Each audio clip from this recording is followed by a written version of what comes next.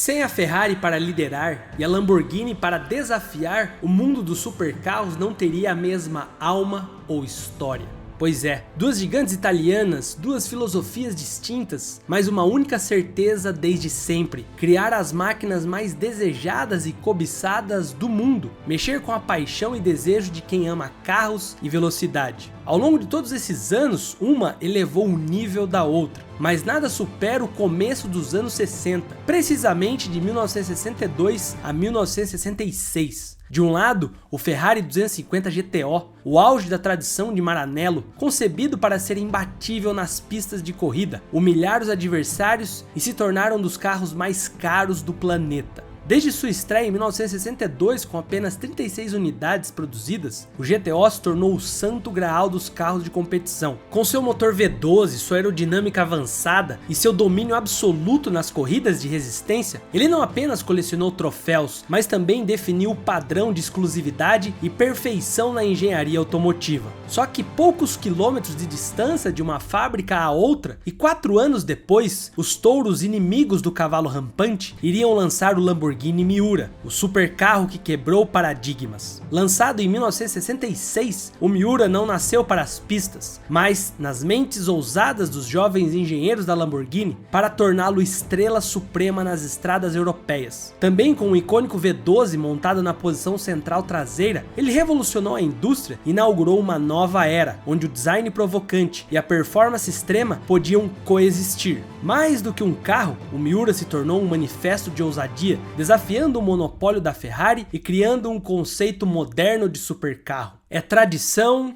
contra rebeldia, pistas contra estradas, velocidade contra estilo. A batalha entre o 250 GTO e o Miura vai muito além das especificações técnicas, pois são duas obras-primas italianas que definiram o que significa sonhar alto no mundo automotivo. Porém, e se tivéssemos que escolher apenas um deles para colocar na sua garagem? Seja baseado no que você quiser: design, estilo, potência, mas antes de você escolher, espera aí, deixa eu te contar a história de ambos, pra gente decidir juntos qual dessas lendas merece o título de maior ícone dos anos 60. E para isso, a gente precisa voltar nas origens e entender a história por trás de cada máquina dessa, e começando de quem nasceu primeiro. 250 GTO, o Santo Graal.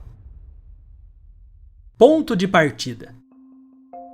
Nessa história de hoje não iremos abordar o contexto histórico em volta do mundo automotivo. Vamos falar direto dos carros e como a situação da Ferrari se encontrava no mercado e diante dos seus rivais, e principalmente da loucura que estavam as corridas onde o 250 GT iria estrear. E antes de continuar o vídeo, eu queria te dar um conselho, uma sugestão. A gente deixou um link na descrição desse vídeo com uma aula grátis de algo novo que você pode aprender na internet e fazer uma renda extra. Renda extra, hein? Não é tigrinho, não é aposta, não é nada dessas presepadas que esses coaches aí estão tentando vender para vocês. Então, recomendo, assiste o vídeo, quem sabe vai te ajudar aí a longo prazo. A Ferrari, que foi fundada por Enzo Ferrari em 1947, após anos de experiência como piloto e gestor na Alfa Romeo, onde criou a escuderia Ferrari para gerenciar as corridas de clientes. Após se desligar da Alfa Romeo em 39 e enfrentar a proibição de usar o seu nome em competições por 4 anos, ele lançou o Auto Avio Costruzione e, depois da Segunda Guerra Mundial, estabeleceu a Ferrari SPA com o lançamento do 125S, seu primeiro carro com um motor V12. Esse modelo foi o ponto de partida para a marca, destacando-se pela combinação de potência e desempenho, características que definiriam o DNA da Ferrari. Desde o início, Enzo Ferrari tinha como principal objetivo vencer nas pistas, usando os modelos de rua para financiar as atividades competitivas. A marca rapidamente se tornou um símbolo de exclusividade e performance, atraindo entusiastas de todo o mundo. graças a esse cara aqui, viu? O famoso logotipo do Cavallino Rampante, inspirado no emblema do piloto Francesco Baracca, reforçou a identidade da Ferrari como uma marca ligada ao prestígio e à história. Assim, com foco em excelência e inovação, a Ferrari se consolidou como um ícone mundial do automobilismo e do luxo que você conhece hoje. A Ferrari começou a colecionar vitórias em eventos renomados como o Targa Florio e as Mille Miglia, estabelecendo sua reputação como fabricante de carros rápidos e bem projetados. Esse sucesso nas pistas forneceu a base de conhecimento técnico que seria fundamental para o desenvolvimento de futuras máquinas. À medida que os anos 1950 avançavam, a Ferrari começou a expandir sua linha com a série 250, destinada a competir tanto em corridas quanto a impressionar nas ruas. O primeiro a surgir foi o 250mm, em 53, em homenagem à corrida Mille Miglia, que dominou com frequência. Equipado com o motor V12 Colombo de 3.0 litros, o 250mm serviu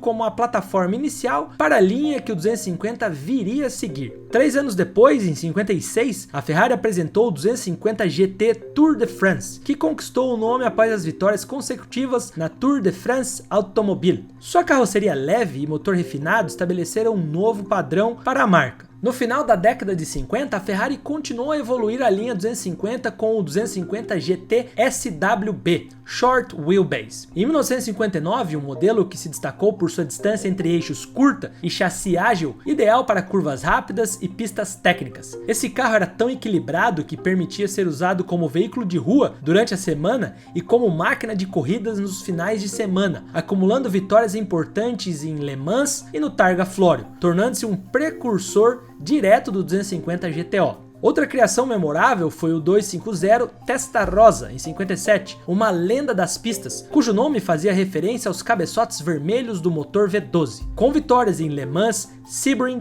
e Nürburgring, a Testarossa simbolizou a combinação aerodinâmica inovadora com fiabilidade e potência. No entanto, aquele mesmo período trouxe grandes desafios para a Ferrari. Rivais como Aston Martin DBR1 e Jaguar D-Type começaram a dominar as corridas de resistência, especialmente em Le Mans, forçando a Ferrari a repensar suas estratégias. As outras fabricantes estavam evoluindo rapidamente em termos de aerodinâmica e manuseio, enquanto a Ferrari mantinha seu foco em construir carros multiuso, capazes de competir tanto nas pistas quanto de impressionar nas ruas. Mas à medida que a competição ficava mais acirrada, a Ferrari também precisava ir além. Foi nesse cenário que a Ferrari começou a reforçar sua presença não só nas pistas, mas também nas estradas. Em 59 lançou a Ferrari 400 Super América, equipado com o motor V12 de 4.0 litros e 340 cavalos, um modelo voltado ao mercado de luxo que oferecia desempenho sem abrir mão de conforto e exclusividade. Essa combinação atraiu clientes dispostos a pagar um alto preço pela performance, mas que também buscavam requinte e sofisticação. Em 62 chegou o 250 GT Lusso, um verdadeiro GT que representava a fusão perfeita entre performance e luxo. Com 240 cavalos e um design voltado para longas viagens em alta velocidade, o Lusso era ideal para quem queria um carro de corridas disfarçado de esportivo elegante. Enquanto isso, outras marcas europeias como Aston Martin, Jaguar e Mercedes não queriam deixar a Ferrari respirar em paz. A Aston Martin trouxe, por exemplo, o DB4 GT, um esportivo focado tanto em performance quanto em luxo, com um motor de 3.7 litros e 240 cavalos. Por sua vez, a Jaguar causou um impacto tremendo com o E-Type, equipado com um motor de 3.8 litros e 265 cavalos. O design revolucionário e a leveza do E-Type tornaram ele um sucesso instantâneo, ofuscando a Ferrari em termos de acessibilidade e estilo. Já as flechas de prata, a Mercedes-Benz, com seu 300 SL Gullwing, entregava tecnologia e exclusividade de ponta, com injeção direta de combustível e portas asa de gaivota, solidificando-se como um símbolo de prestígio. Nos Estados Unidos, por outro lado, a grau de curiosidade, a filosofia era de pura potência e aceleração. Carros como o Chevrolet Corvette C1 e C2, com motores V8 Small Block de até 360 cavalos. O Ford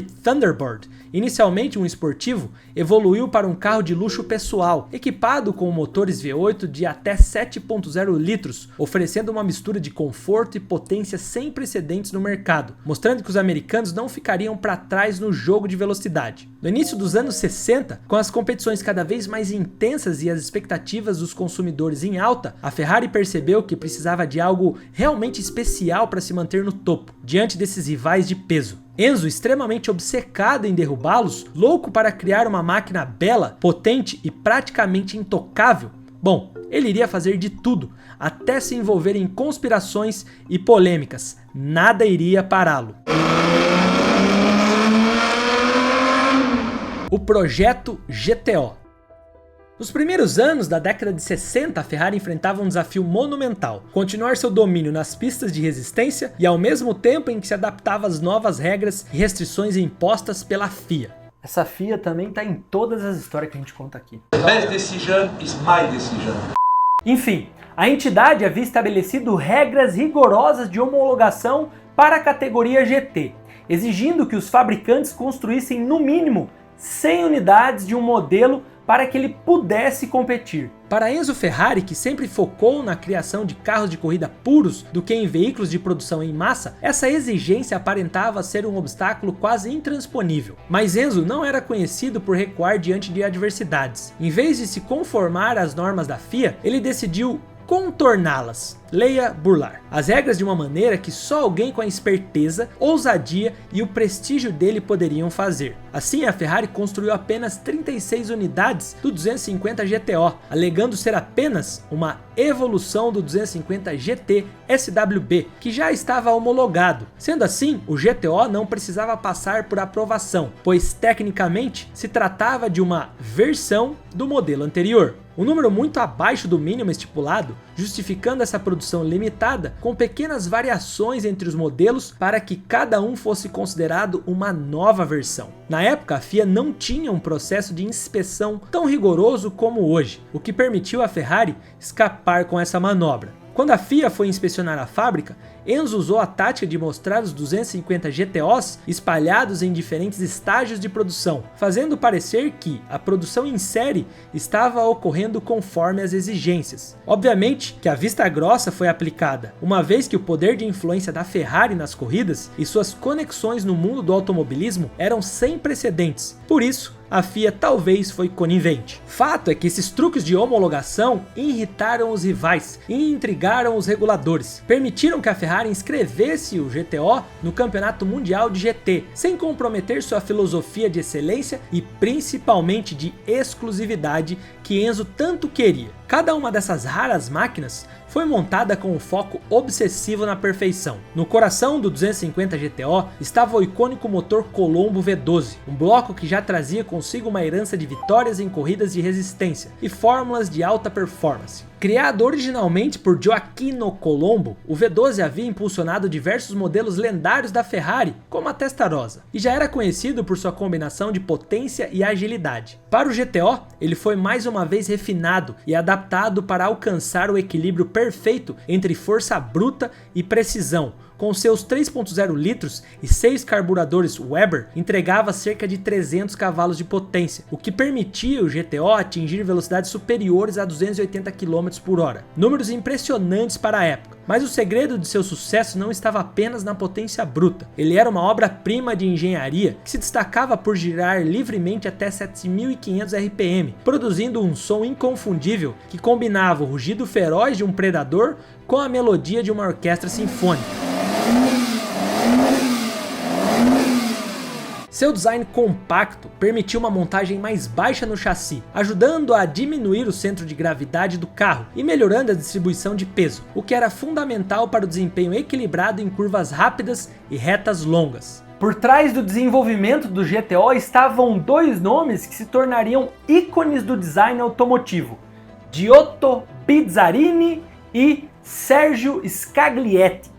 Acho que eu pronunciei direitinho, se não, comenta aí. Bizzarini, o gênio da engenharia, foi responsável por garantir que o carro tivesse a base mecânica perfeita para dominar em qualquer circuito. Ele redesenhou a geometria da suspensão, ajustou o sistema de freios para resistir ao uso intenso em corridas longas e trabalhou meticulosamente no ajuste fino do chassi para maximizar a aderência e a estabilidade. O carro recebeu uma suspensão dianteira de duplo braço que proporcionava precisão cirúrgica em curvas e uma traseira de eixo rígido com molas helicoidais, otimizando o equilíbrio e a tração. Já Scaglietti, o mestre, Carrozzieri, da Ferrari, cuidou da carroceria. Ele moldou em alumínio com a habilidade de um escultor renascentista, criando uma forma que combinava funcionalidade e beleza. Cada curva, cada linha fluida do GTO tinha um propósito aerodinâmico. O longo capô não era apenas esteticamente impressionante, mas projetado para direcionar o fluxo de ar sobre o carro,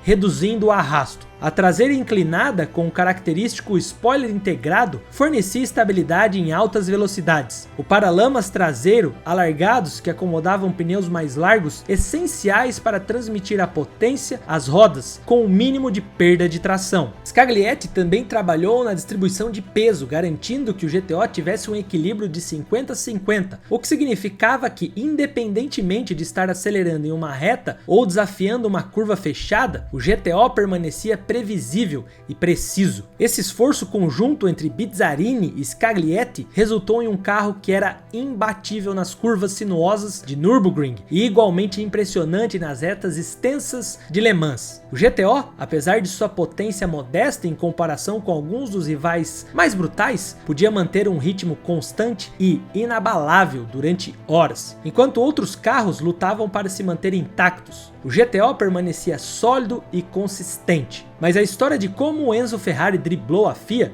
e ainda criou uma lenda não estaria completa sem mencionar a astúcia com que ele navegou pelo processo de homologação. Quando os comissários questionaram a quantidade limitada de carros, Enzo, com seu charme característico, argumentou que cada variação de número de chassi, cada mudança sutil na carroceria e cada ajuste no motor representavam um modelo distinto. Assim, enquanto outros fabricantes tentavam desesperadamente construir em massa para atender às regras, a Ferrari entregava algo raro e exclusivo, conferindo ao 250 GTO uma aura de mistério e desejo que nenhum outro carro tinha ou tem até hoje. E essa ousadia valeria a pena.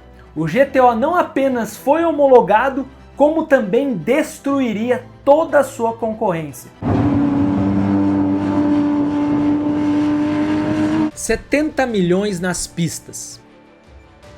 Em 62, o 250 GTO rapidamente se tornou a força dominante nas pistas de corrida. Seus rivais, incluindo a Jaguar e a Aston Martin, não estavam prontos para a precisão cirúrgica e o desempenho consistente que a Ferrari trouxe à mesa. A primeira grande vitória do 250 GTO veio em sua estreia durante as 12 horas de Sebring, onde conquistou o primeiro lugar em sua categoria e um impressionante segundo lugar na classificação geral, um feito notável, considerando que competia contra protótipos mais potentes e tecnológicamente mais avançados. Mas às 24 horas de Le Mans que o GTO realmente solidificou seu status. Com pilotos como Phil Hill e Stirling Moss ao volante, ele dançou pelos circuitos ao redor do mundo e em 62, 63, 64 a Ferrari dominou a categoria GT, vencendo 3 anos consecutivos e garantindo um lugar na história como uma das máquinas mais bem-sucedidas ao competir no circuito lendário de La Sarthe. Cada uma dessas vitórias foi construída sobre um fundamento de confiabilidade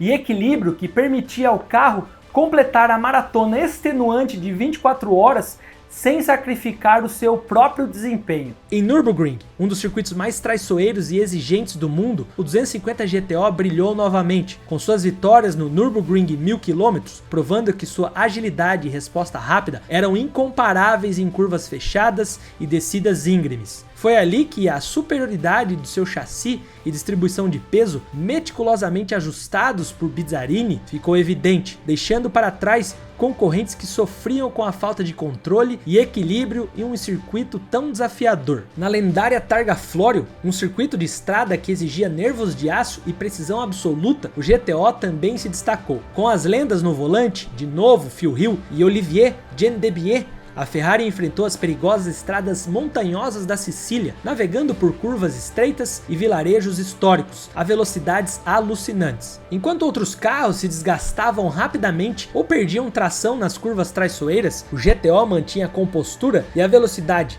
mostrando que era mais do que apenas um carro veloz. Era uma máquina forjada para suportar qualquer desafio que as pistas pudessem oferecer. A ascensão do GTO não foi apenas uma história de sucesso, foi uma saga de rivalidades. Jaguar e Aston Martin, com suas já estabelecidas credenciais de corridas, foram adversários formidáveis. Os D-Type da Jaguar, em particular, haviam dominado Le Mans na década anterior e continuavam a ser uma ameaça, com a sua configuração aerodinâmica e potência bruta. Aston Martin, com o DBR1, já havia derrotado a Ferrari antes e seus engenheiros estavam constantemente buscando maneiras de repetir o feito. No entanto, a Ferrari 250 GTO elevou a um patamar que os rivais britânicos simplesmente não conseguiram alcançar. Quando Carroll Shelby trouxe o Cobra para desafiar a Ferrari na arena dos GTs, a batalha se intensificou. O Cobra, com seu motor V8 de 4.7 litros, era puro músculo americano, capaz de empurrar carros menores e mais leves para fora das curvas. Mas o GTO, com seu refinado motor equilibrado e impecável, não era um adversário que podia ser desbancado apenas pela força bruta. Em uma corrida após a outra, a Ferrari superou o Shelby, provando que potência sem controle não significava de nada. A Ferrari não apenas derrotava seus rivais, ele os humilhava com elegância, estabelecendo um novo padrão de como um carro de corridas deveria ser construído.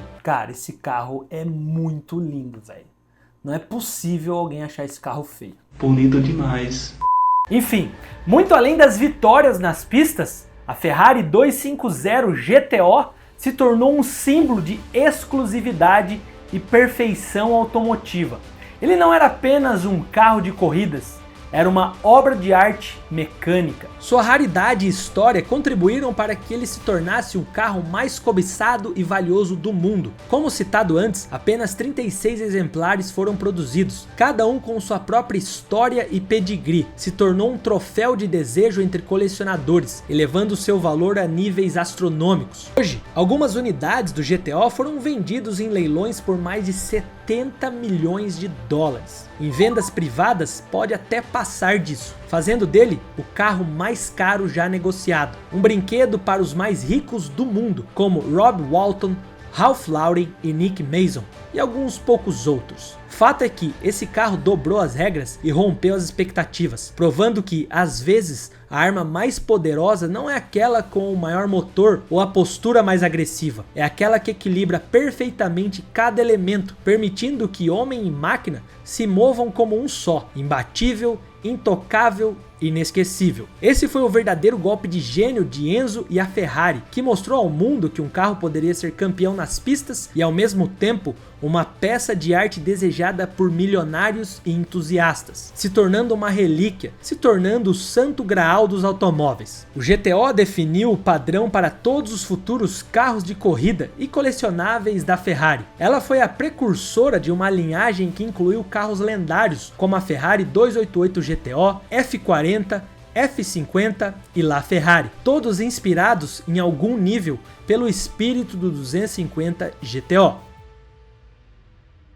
Qual è stata la sua filosofia di disegno delle sue macchine? Io mi sono riportato alla prima impressione che ebbi nel 1919 di una vettura americana che aveva corso ad Indianapolis e che era la Packard 12 cilindri. Da quel momento ho sposato il motore a 12 cilindri e non ho più divorziato.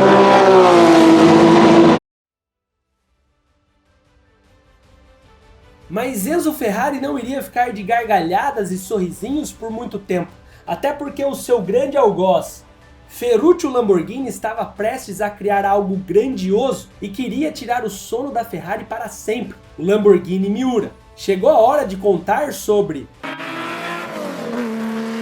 um touro em vestes de seda.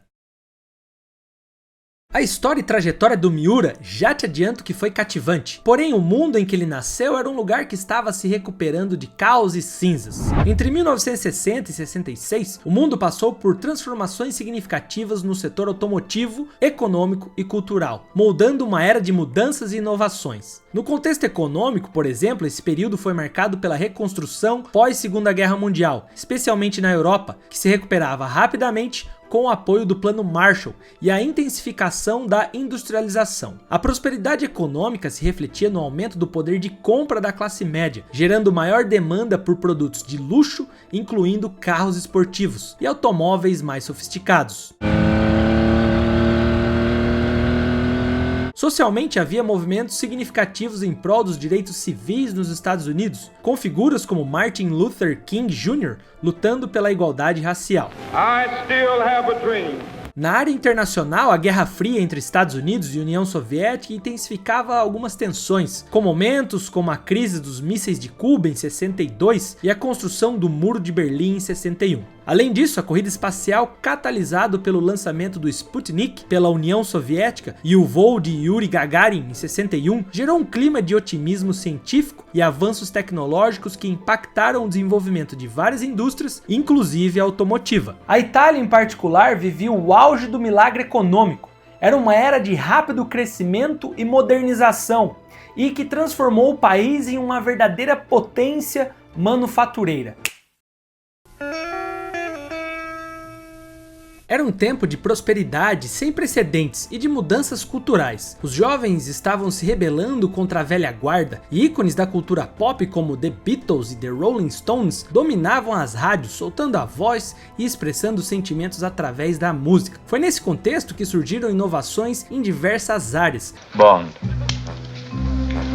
James Bond. No cinema, a popularização de filmes de espionagem e aventura, como 007 contra o satânico Dr. No, que trouxe à tona o carisma e o estilo de James Bond, ajudando a popularizar carros esportivos britânicos, como o Aston Martin. Filmes e comerciais de TV começaram a andar junto aos carros icônicos, tornando-os símbolos de status e aventura. Esse era o visual que impactou a forma como os carros eram comercializados e percebidos pelo público. O setor automotivo era influenciado, obviamente, pela economia e pelas referências culturais, definindo uma nova era de supercarros e inovações técnicas. A fibra de vidro, por exemplo, começou a ser amplamente utilizada para reduzir o peso dos carros, enquanto novas soluções de aerodinâmica e construção de chassis foram introduzidas. Fabricantes como Porsche e Ferrari experimentavam intensamente em pistas de corrida, usando seus protótipos como laboratórios para tecnologias que mais tarde seriam incorporadas aos veículos de produção. Na Europa, a Ferrari dominava o cenário com carros como o 250 GTO, lançado em 62, enquanto a Jaguar impressionava com o E-Type de 61, mas foi em 66 que o Lamborghini Miura roubaria a cena. Longe de ser apenas mais um e perto de ser uma peça de arte, uma nova maravilha da engenharia. Era a resposta à pergunta de Enzo Ferrari: quem ousa me desafiar? Can this new car of yours be all of that? Oh, it can be all of that and more. It is a thing of Lamborghini GT. Ainda que no início dos anos 60, a Lamborghini ainda não era o ícone automotivo que conhecemos hoje. Na verdade, nem sequer era uma empresa de carros conhecida por velocidade ou luxo. Ferruccio Lamborghini, o homem por trás do nome, era um empresário de sucesso, especificamente um fabricante de tratores. Sim, tratores. Ele havia construído uma próspera empresa na Itália no pós-guerra, vendendo máquinas agrícolas para fazendeiros em todo o país. No entanto, apesar do seu sucesso, Ferruccio tinha uma paixão que ia além das estradas de terra e dos campos. Carros. Ferruccio era um entusiasta automotivo, possuindo vários carros esportivos de alto nível, incluindo Ferraris. Mas havia um problema: Ferruccio era exigente e não estava satisfeito com eles. Ele acreditava que os carros da Ferrari, embora potentes, careciam do refinamento e da usabilidade que um verdadeiro Grand Tour deveria ter. Conta a lenda que, após uma série de desentendimentos com Enzo Ferrari sobre a qualidade e a embreagem de seus carros, Lamborghini decidiu resolver a questão com as próprias mãos. Se a Ferrari não construiria um supercarro perfeito, então ele o faria. E assim, em 1963, nasceu a Automobile Lamborghini.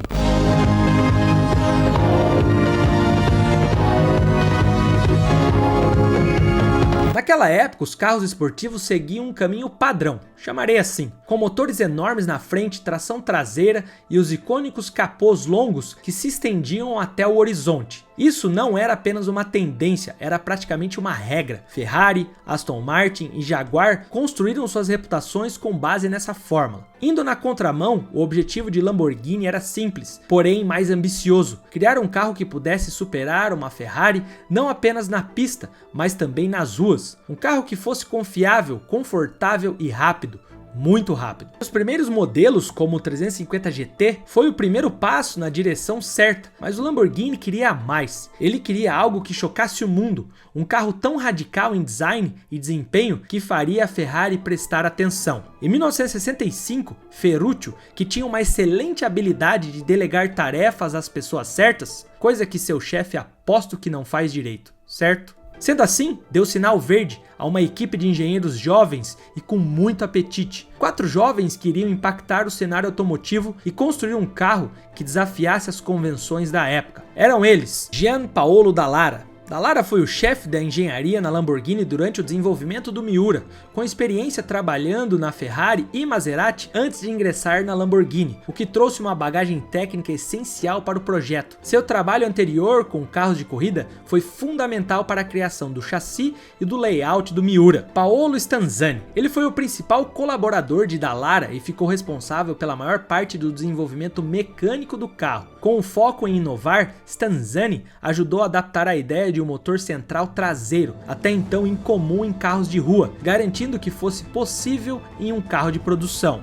Bob Wallace. Ele era um jovem piloto de testes e mecânico que começou como um estagiário na Lamborghini e acabou desempenhando um papel vital na calibragem do Miura. Seu trabalho envolvia ajustar o comportamento dinâmico do carro e garantir que o Miura tivesse não apenas um design impactante, mas também excelente dirigibilidade. Marcello Gandini.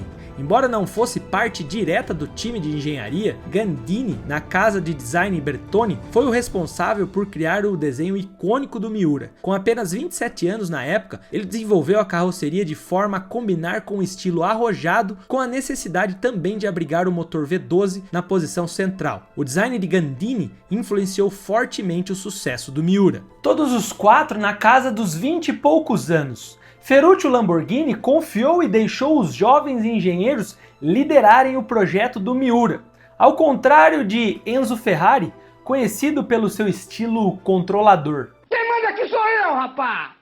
Eles apresentaram a Ferruccio a ideia de um chassi inovador que usaria um motor central, algo mais comum em carros de corrida do que em carros de estrada na época. Ferruccio inicialmente resistiu à ideia, pois acreditava que carros de motor central eram perigosos e inapropriados para carros de rua. Mesmo assim, ele permitiu que a equipe desenvolvesse o chassi como um projeto paralelo, pensando que isso não traria grandes complicações. Os engenheiros então começaram a trabalhar no tal chassi e no layout do Miura nas horas vagas, quase como um projeto de garagem. Eles então montaram um protótipo que apresentaram no Salão de Turim de 1965. A recepção foi extraordinária, todos ficaram impressionados com o conceito e o feedback foi tão positivo que Ferruccio concordou em transformar o projeto em um carro completo. Batizado em homenagem a uma famosa raça de touros de luta espanhóis, o Miura era tudo que a Lamborghini havia imaginado e mais. Seu design era deslumbrante, com curvas suaves e um perfil tão baixo que parecia um predador espreitando no asfalto. Foi o momento em que a Lamborghini deixou de ser apenas um fabricante de tratores que se aventurava no mundo de carros e se tornou um criador de sonhos de classe mundial. Era um design elegante que nem a rival vermelha podia deixar de reparar.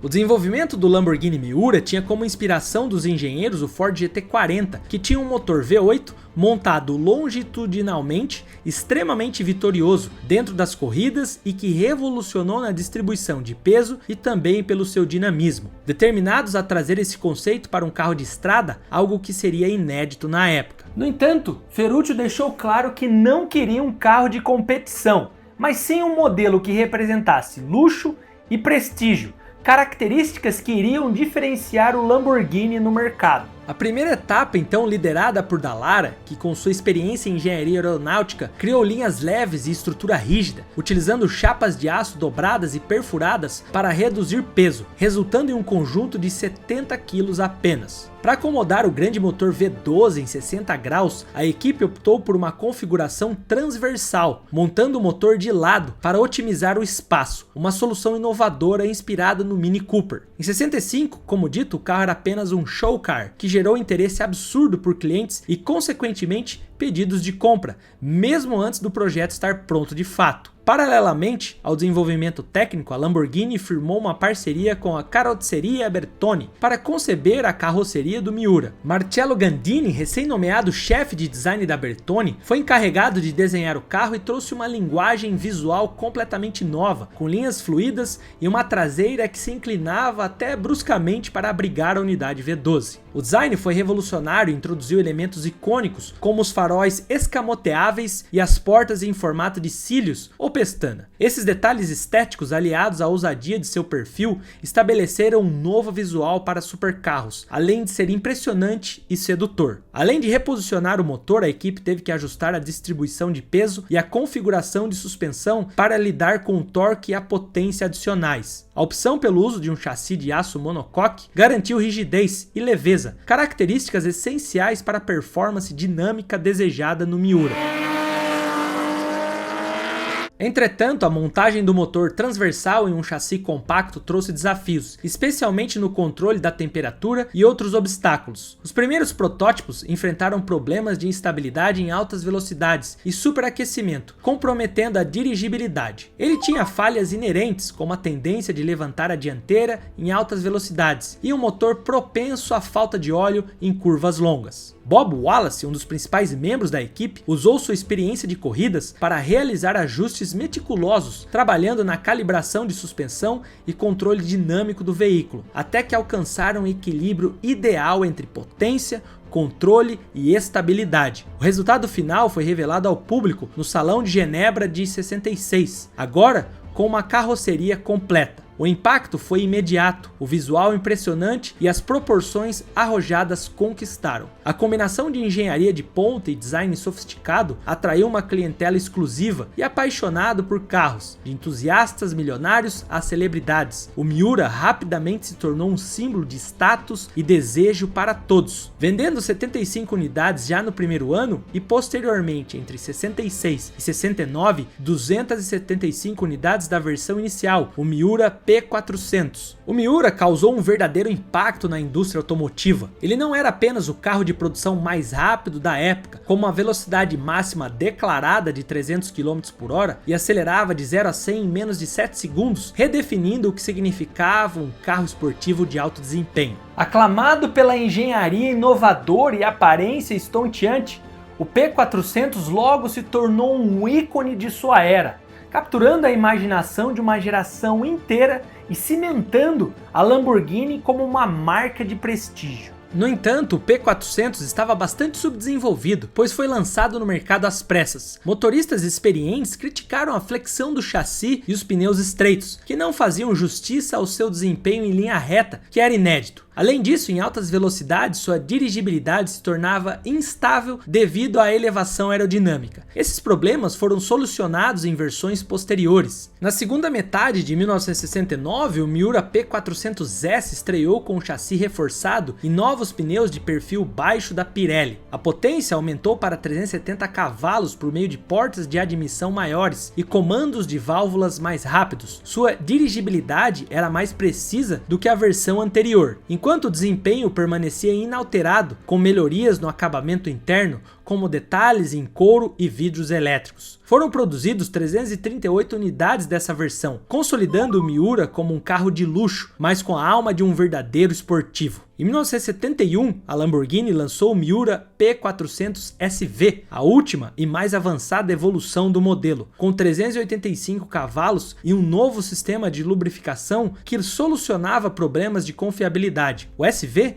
tinha também um visual mais agressivo, com arcos de rodas traseiros alargados e a ausência das pestanas nos faróis. Apenas 150 unidades do SV foram fabricadas, tornando uma das versões mais raras e desejadas pelos colecionadores. Apesar de seu preço elevado na época de aproximadamente 20 mil dólares e custando 4 vezes mais que seus concorrentes, como o Jaguar E-Type. Durante o desenvolvimento do Miura SV, o piloto de testes Bob Wallace criou uma versão experimental chamada Miura J, pensado para competições. O J usava componentes mais leves, aerodinâmica aprimorada e um motor V12 altamente modificado. Infelizmente, o carro foi destruído em um acidente, mas o conceito inspirou algumas versões J Inspired, produzidos sob encomenda para clientes seletos, que se tornaram verdadeiros itens de colecionador.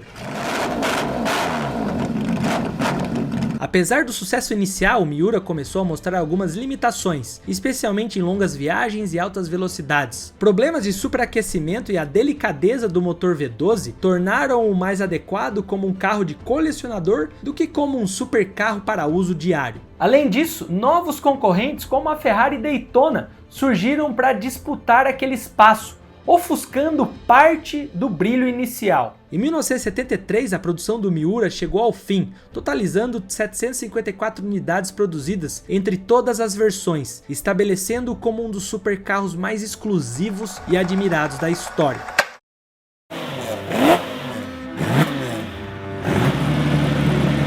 O Lamborghini Miura não foi apenas um sucesso, ele se tornou a próxima referência para a classe de supercarros modernos, deixando um legado. Antes do Miura, a ideia de um carro de estrada com motor central era praticamente desconhecida. Essa configuração se tornou o padrão de ouro para carros de alta performance ao redor do mundo. Sua influência pode ser vista em cada supercarro de motor central que o seguiu, desde o Ferrari 512 Berlinetta Boxer até o McLaren F1, chegando aos hypercars de hoje como o Bugatti Chiron. Ele mudou a forma como os engenheiros pensavam, dando um novo caminho para desenvolver novas máquinas. Mostrou que um supercarro podia ser uma expressão de arte, cultura e desejo. Não se tratava mais de apenas alcançar altas velocidades, mas de fazê-lo com estilo, graça e elegância. Para a Lamborghini, o Miura não foi apenas um modelo de destaque, foi um carro que definiu a marca, dando identidade e colocando ele no ringue junto de gigantes fabricantes mundiais. Ainda hoje, mais de 5 décadas após o seu lançamento,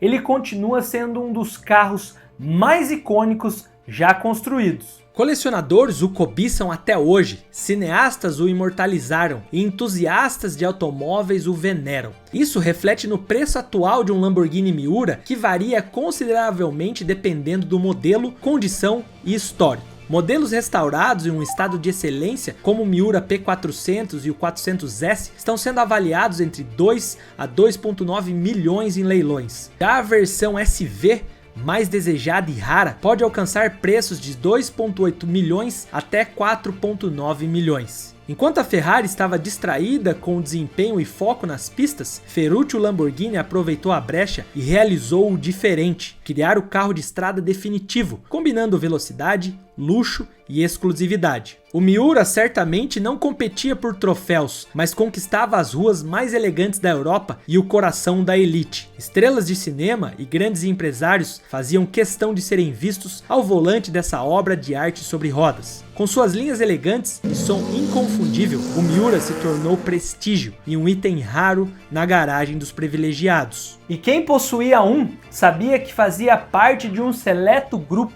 onde o carro não era apenas só um veículo, era uma afirmação de poder e muito bom gosto. Mais que um modelo, o Miura solidificou a identidade da Lamborghini e redefiniu o conceito de supercarros, sendo o pontapé de grandes bestas do asfalto, como o ainda mais ousado Lamborghini Countach, como seu sucessor. Apresentado como protótipo no Salão de Genebra de 71 e começando a produção em 74, o Countach marcaria uma nova guerra com a Ferrari, que sentia sua reputação ameaçada, tendo que também mudar sua estratégia, criando novos carros, e um deles acabou virando a obra-prima mais polêmica de Enzo Ferrari, o F400, o carro raiz que virou pôster de muito marmanjo no fim dos anos 80 e 90. Mas segura aí que em 5 segundos eu conto mais detalhes desse carro. Te vejo já!